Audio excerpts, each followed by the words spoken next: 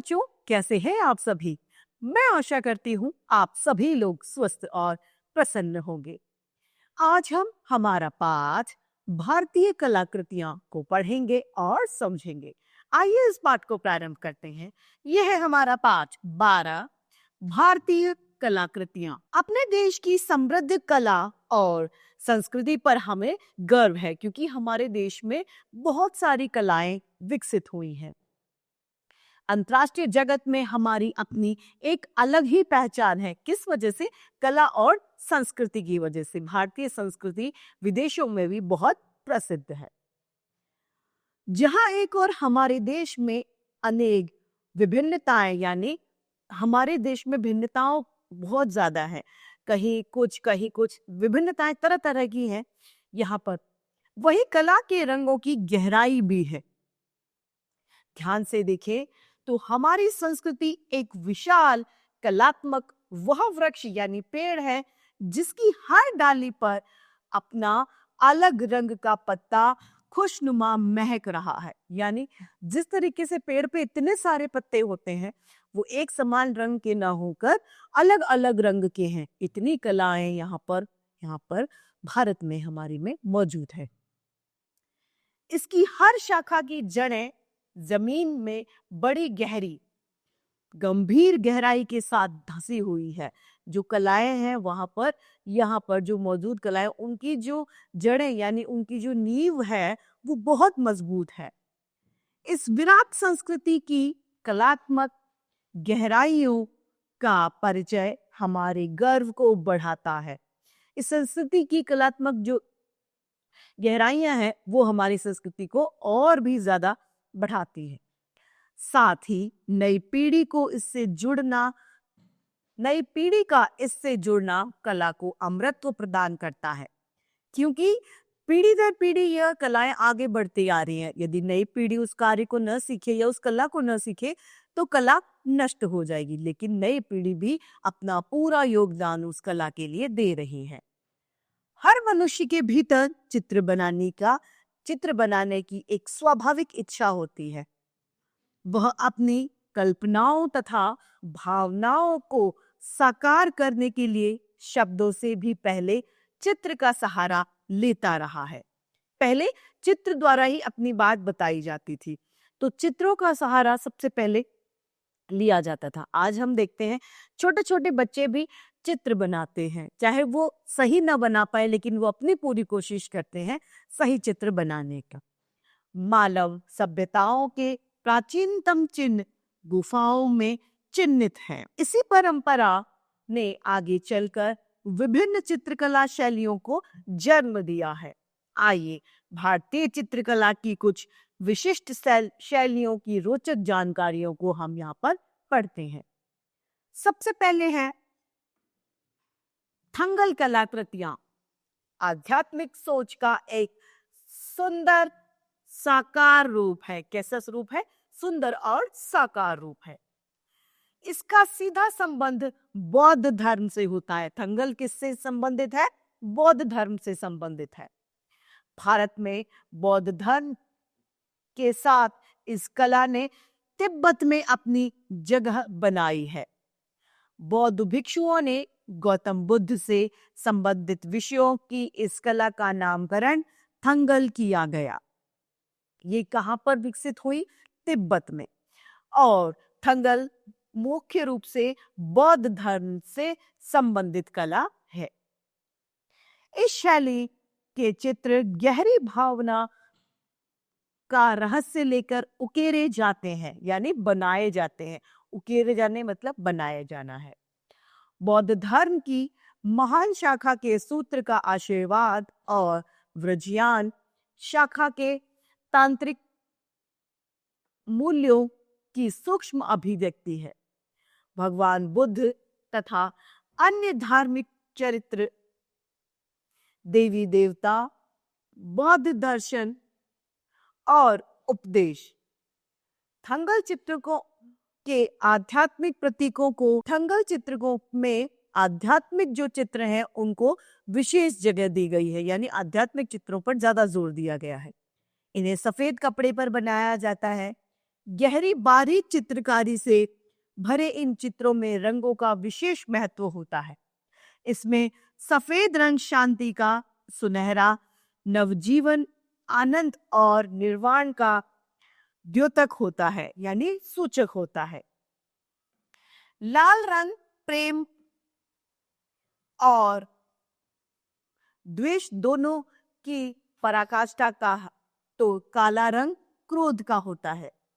पीला रंग यहाँ पर अनुकंपा और हरा रंग चेतना बोध का प्रतीक होता है। यहाँ पर इस योजना के कारण ये चित्र भावनाओं की साकार अभिव्यक्ति करते हैं।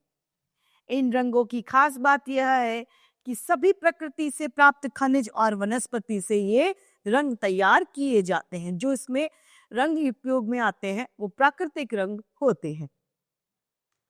थंगल शैली में बनी कलाकृतियां आस्था, त्याग, समर्पण, प्रेम और गहन धार्मिक विश्वास के साथ ईश्वर की महान शक्ति का रूप भी मानी जाती है। भारत के तमिलनाडु प्रांत में तंजावुर नाम का एक छोटा सा नगर है। यह एक असाधारण कला के लिए जाना जाता है। इस कला शैली से बने भित्ति चित्र हमारे देश के मंदिरों और विहारों में सुगमता से, यानी आसानी से देखे जा सकते हैं। भित्ति चित्र हमारे देश के मंदिरों और विहारों में सुगमता से देखे जा सकते हैं। भित्ति के अतिरिक्त तंजावुर कलाकृतियों की एक लघु चित्र शैली भी प्रभावित है या प्रचलित है। 18वीं शताब्दी में तंजावुर प्रांत में मराठों का शासन था। किसका? मराठों का।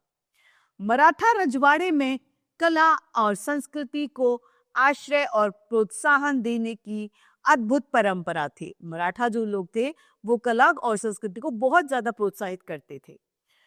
उस काल में तंजावुर कला शैली का भरपूर विकास हुआ। कौन से काल में? मराठा रजवाड़े काल में। तंजावुर कलाकृतियों का मूल फलक कटहल की लकड़ी से बना होता है। किसकी? कटहल जो होता है जिसकी सब्जी बनती है उसके फूल से बना होता है। फूल फलक पर गोंद के गत्ते को चिपकाकर सूती कपड़ा जमाया जाता है। सूती कपड़े पर चूने के पत्थर का लेप किया जाता है। इस सतह को चिकने पत्थर या सीप से घिसकर समतल बनाया जाता है। पूरा चित्र उकेर लेने के पश्चात जिन स्थानों पर रंगीन पत्थर या रत्नों के रंग को भरना है उन्हें खाली छोड़ दिया जाता है। बाद में कच्चे चूने के पत्थर और गोंद के महीन मिश्रण को खाली स्थान में भरकर उसके ऊपर रत्नों और कीमती पत्थरों की जड़ाई की जाती है। रत्नों के किनारों पर सोने के वर्क को इमी के गोंद से चिपकाया जाता है। जवाड़ का काम पूरा हो जाने पर वनस्पति से तैयार रंगों की सहायता से नरम ब्रश द्वारा कलाकृति को पूरा किया जाता है। तंजावुर चित्रों के विषय धार्मिक और पौराणिक कथाओं से लिए जाते हैं। इस शैली में नवीन कृष्ण जो कि मक्खन लिए हुए बाल कृष्ण की छवि यानी चित्र और राम राज्याभिषेक के चित्र सर्वाधिक लोकप्रिय है। जो सबसे ज्यादा पसंद किए जाने वाले भगवान श्री कृष्ण और राम के राज्याभिषेक वाले चित्र हैं। समय के साथ इस शैली में भी अब कुछ नए विषयों के चित्र भी बनने लग गए हैं। रत्नों व सोने की बारीक कारीगरी के कारण ये कलाकृतियां होती हैं। महाराष्ट्र के ठाणे जिले में वर्ली जाति के आदिवासी निवास करते हैं। यहाँ पर आदिवासी रहते हैं। इन आदिवासियों द्वारा विकसित लोक कला को वर्ली लोक कला की प्राचीनता के बारे में अनुमान लगाया जाता है कि यह लिपि से पूर्व अस्तित्व में आ चुकी थी। पुरातत्ववेत्ताओं की मान्यता है कि कला 10वीं शताब्दी में यह लोकप्रिय हुई। वर्ली क्षेत्र में हिंदू, मुसलमान, पुर्तगाली और अंग्रेज सभी का शासन रहा है। सभी ने इस कला को सदैव प्रोत्साहन किया है, यानी बढ़ाया है। वर्ली कलाकृतियां विवाह के समय विशेष रूप से बनाई जाती हैं। इन्हें शुभ शगुन माना जाता है। इनके बिना विवाह की परंपरा अधूरी मानी जाती है। इन कलाकृतियों में चित्रकला को त्रिकोण आकृतियों में ढले आदमी और जानवरों के माध्यम से चित्रित किया जाता है। ज्यामिति की तरह बिंदु और रेखाओं से बने इन चित्रों को महिला घर में मिट्टी की दीवारों पर बनाती है। इस कलाकृति में सीधी रेखा कहीं भी नजर नहीं आती, मतलब इस कला में सीधी रेखा नहीं खींची जाती, टेढ़ी रेखाएं ही खींची जाती हैं। रेखाएं बिंदु से बिंदु को जोड़कर खींची जाती हैं। इन्हीं के सहारे आदमी, पेड़, प्राणी, पौधे, पशु पक्षी, ढोल नगाड़े, बाजे, ताशे, खेलते बच्चे, स्त्री आदि बनाए जाते हैं। सामाजिक गतिविधियां गोबर, मिट्टी से लेपी हुई सतह पर चावल के आटे में पानी घोलकर बनाए गए घोल से रंगा जाता है। सामाजिक अवसरों के अतिरिक्त दिवाली, होली के उत्सवों पर भी घर की दीवारों पर चौक बनाया जाता है, जिसे हम मांडना भी कहते हैं। यह सारे त्योहार खेतों की कटाई के समय किए जाते हैं, इसीलिए इस समय कला में भी ताजे चावल का आटा का प्रयोग किया जाता है। रंगने का काम अभी भी पौधों की छोटी छोटी तिल्लियों से ही किया जाता है। दो चित्रों में अच्छा खासा अंतर होता है, यानी गैप होता है। एक एक चित्र अलग अलग घटनाओं को बताता है। वर्ली कलाकृतियां का सफर घर की गोबर, मिट्टी की सतह वाली दीवार से शुरू होकर आज की तारीख में कैनवस तक आ पहुंच गया है। इस लोक कला का चित्रण अब प्रिंट माध्यम से साड़ियों, चादरों आदि की छपाई और धागे से कढ़ाई के रूप में भी किया जाने लगा है। अब आते हैं हमारी मधुबनी कला। मधुबनी लोक कला विहार क्षेत्र की है। किसकी? विहार क्षेत्र की। मधुबन का अर्थ है माधुर्य और वन अर्थात शहद उद्यान। राधा कृष्ण की मधुर लीलाओं के लिए यह कला प्रसिद्ध है। यह कला आम केलों के झुरमुट में कच्ची झोपड़ियों से घिरे हरे भरे तालाब वाले इस गांव में भी प्रसारित है। विद्यापति की मैथिली कविताओं की रचना स्थली इस कलात्मक अंचल में मुजफ्फरपुर, मधुबनी, दरभंगा और सहरसा जिले हैं। मधुबनी की कलाएं कृतियां तैयार करने के लिए हाथ से बने कागज को गोबर से लीपकर उसके ऊपर वनस्पतिक रंगों से पौराणिक गाथाओं के चित्र के रूप में उसे उकेर दिया जाता है, यानी पेपर पे गोबर को लिपा जाता है। कलाकार अपने चित्रों के लिए रंग तैयार करते हैं और बांस की तिल्लियों में रुई लपेटकर तुलिकाओं को भी स्वयं तैयार करते हैं। इन कलाकृतियों में गुलाबी, पीला, सिंदूरी, लाल और सुआपंखी हरा जो रंग होता है उसका प्रयोग किया जाता है। काला रंग ज्वार को लहाकर प्राप्त किया जाता है या फिर दिए की कालिक को गोबर के साथ मिलाकर तैयार किया जाता है। पीला रंग हल्दी और चूने को बरगद की पत्तियों के दूध में मिलाकर तैयार किया जाता है। पताशा या टेशु के फूलों से नारंगी रंग जो है वो तैयार किया जाता है। कुसुम के फूलों से लाल और बेल की पत्तियों से हरा रंग बनाया जाता है। रंगों को स्थायी और चमकदार बनाने के लिए इन्हें बकरी के दूध में घोला जाता है। बकरी के दूध में घोलने से उन रंगों की चमक बढ़ जाती है।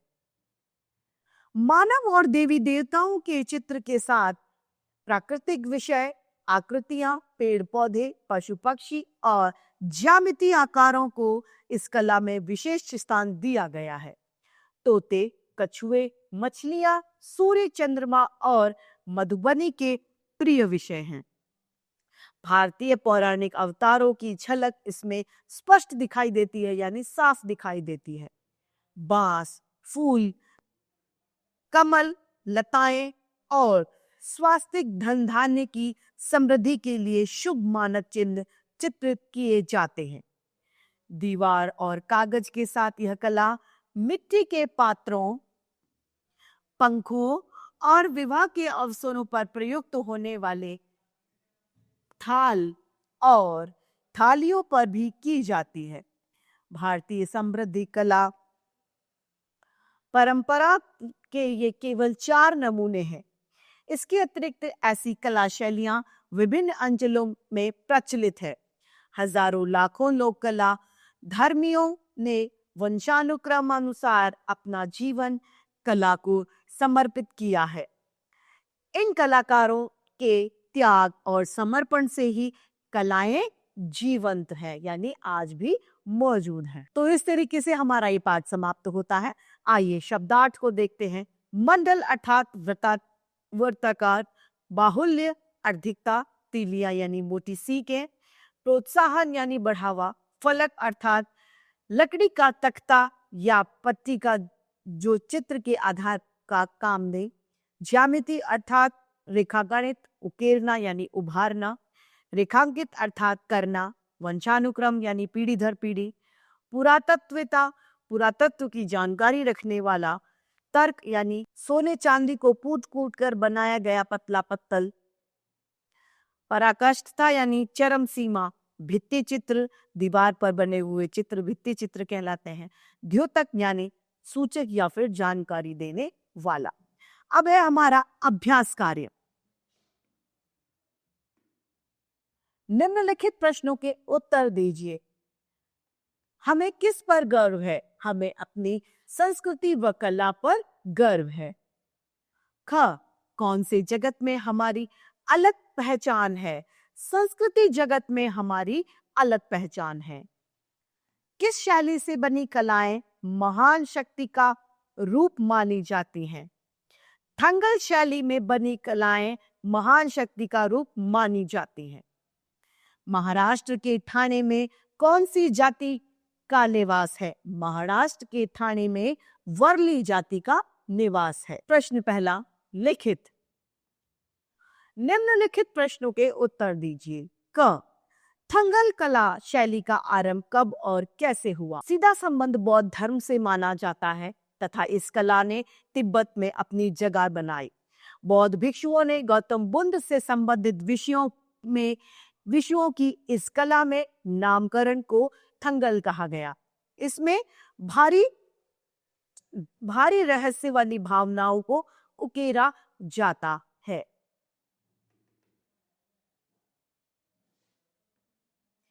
ख, तंजावुर कला शैली का आरंभ कब और कैसे हुआ?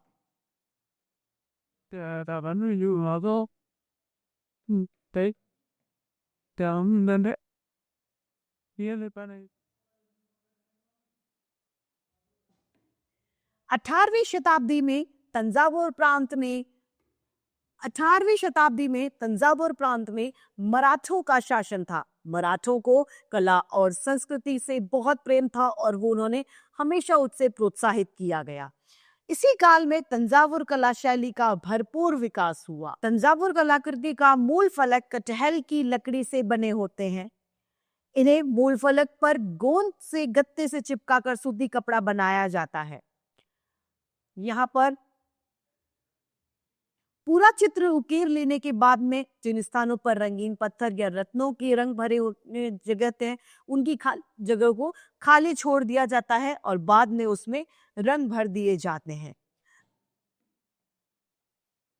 तंजावुर चित्रों के विषय धार्मिक और पौराणिक कथाओं से संबंधित होते हैं तथा इसमें सबसे ज्यादा नवीन कृष्ण यानी मक्खन वाले कृष्ण जी का चित्र तथा राम का राज्याभिषेक केक का चित्र सर्वाधिक लोकप्रिय है।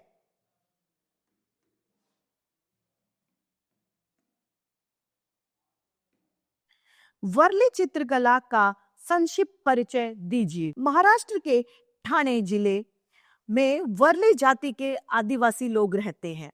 इन आदिवासियों द्वारा विकसित कला को ही वर्ली लोक कला कहते हैं। यह लिपि से पूर्व अस्तित्व में आ चुकी थी। इसमें हिंदू, मुसलमान, पुर्तगाल और अंग्रेज सभी शासन रहते थे और सभी ने यहाँ पर इस कला का प्रोत्साहन किया है। इन्हें शुभ शगुन माना जाता है। जब भी कोई शादी विवाह होता है, इनकी वर्ली कला का प्रयोग किया जाता है। इनके बिना शादी का शुभारंभ नहीं होता। इसमें कोई भी सीधी रेखा नहीं होती, बिंदु से बिंदु मिलाकर आकृतियां बनाई जाती हैं, लेकिन इसमें सीधी रेखा नहीं पा जाती। आजकल वर्ली जो कला है, इसका प्रयोग इन्हीं के सहारे आम आदमी, पेड़ पौधे, पशु पक्षी, ढोल नगाड़े, बाजे ताशे खेलते बच्चे और स्त्रियों के चित्र बनाए जाते हैं। वर्ली कला का प्रयोग आजकल साड़ियों, सूटों और चादरों पर भी प्रिंट किया जाता है। वर्ली कला अब गोबर और मिट्टी की सतह वाली दीवार से शुरू होकर कैनवास तक भी आ पहुंची है। थंगल शैली को गहरी भावनाओं की शैली क्यों कहा गया है? थंगल शैली में गहरी भावनाओं के रहस्यों को उकेरा जाता है। इसीलिए बौद्ध धर्म की महान शाखा में सूत्र आशीर्वाद का व्रजवान शाखा के तांत्रिक मूल्यों की सूक्ष्म अभिव्यक्ति है। इसमें धार्मिक चरित्र, देवी देवी के उपदेश, थंगल में आध्यात्मिक प्रतीकों को विशेष महत्व दिया गया है। थंगल शैली से बनी कलाकृतियां आस्था, त्याग, समर्पण और प्रेम, धार्मिक विश्वास के साथ ईश्वर की महान शक्ति का रूप भी मानी जाती है। प्रश्न दूसरा हमारा, रिक्त स्थानों की पूर्ति कीजिए। क, अपने देश की समृद्धि, संस्कृति,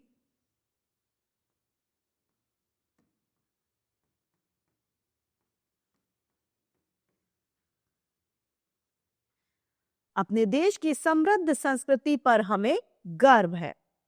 ख, थंगल कलाकृतियां रिक्त स्थान सोच का सुंदर रूप है। थंगल कलाकृतियां आध्यात्म सोच का सुंदर रूप है।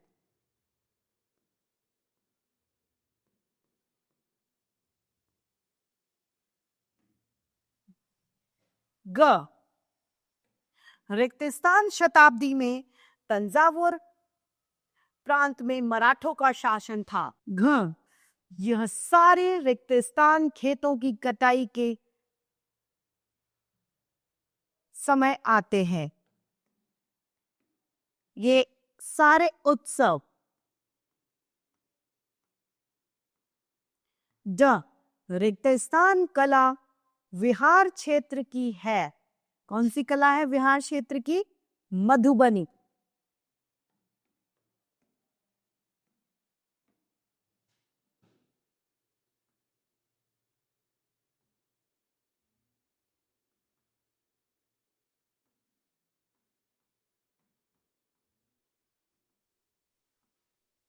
तीसरा, सही कथन पर सही तथा गलत पर हमें गलत का चिन्ह लगाना है। क, भारत के तमिलनाडु प्रांत में तंजावुर नाम का एक छोटा सा नगर है। वर्ली कलाकृतियां विवाह के समय विशेष रूप से बनाई जाती हैं। थंगल कलाकृतियों का सीधा संबंध बौद्ध धर्म से है। थंगल कलाकृतियों के बिना विवाह की परंपरा अधूरी मानी जाती है। कलाकारों के त्याग और समर्पण से ही कलाएं जीवंत है। बहुविकल्पीय प्रश्न जिसमें हमें सही के सामने सही और गलत के सामने हमें गलत का चिन्ह लगाना है। क, पहला, नारंगी रंग किस फूल से बनाया जाता है? गुलाब, कुसुम, पलाश या सूरज? पलाश। दूसरा, सामान्यतः इन चित्रों को कितने भागों में बांटा जाता है? 2, 6, 5 या 7? भारत के तमिलनाडु प्रांत में तंजावुर नाम का एक छोटा सा नगर है।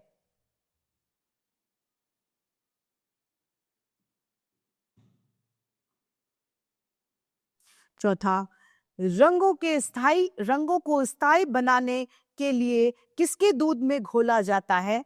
बकरी के दूध में। थंगल कलाकृतियों का संबंध है बौद्ध धर्म से, जैन से, हिंदुओं से या इनमें से कोई नहीं? बौद्ध धर्म से।